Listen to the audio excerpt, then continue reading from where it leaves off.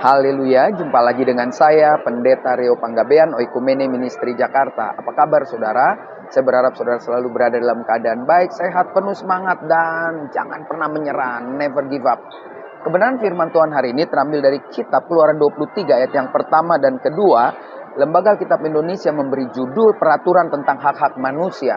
Dan yang menarik bagi saya ayat 1 dan 2 ini benar-benar mengajarkan kita sebagai orang percaya harus berani hidup jujur apa adanya dan berada di pihak yang benar.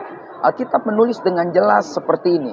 Di dalam Keluaran 23 ayat 1 dan 2, janganlah engkau menyebarkan kabar bohong, janganlah engkau membantu orang yang bersalah dengan menjadi saksi yang tidak benar.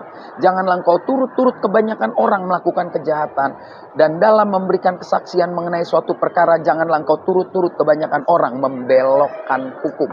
Nah, hari ini kita diingatkan Tuhan, jadilah orang yang jujur, berpihaklah pada kebenaran, jangan dustai hati. Ini bagian yang mengingatkan saya pada beberapa hari yang lalu. Jangan jadi orang bebal, jangan jadi orang susah dikasih tahu, jangan jadi orang susah berpengertian walaupun sebenarnya ngerti. Dia tahu bahwa ini tidak benar tapi dia lakukan demi sesuatu, demi kepuasan dirinya.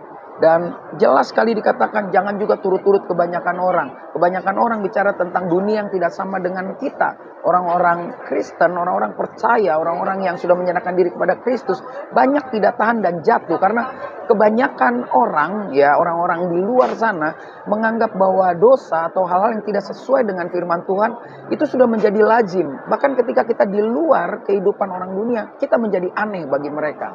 Dan banyak kita orang percaya nggak tahan dengan keadaan seperti itu. Akhirnya kita bilang turut-turut kebanyakan orang melakukan jahat dan memberi kesaksian mengenai sesuatu perkara. Janganlah engkau turut-turut kebanyakan orang membelokkan hukum. Hari-hari ini banyak juga orang berani melakukan itu.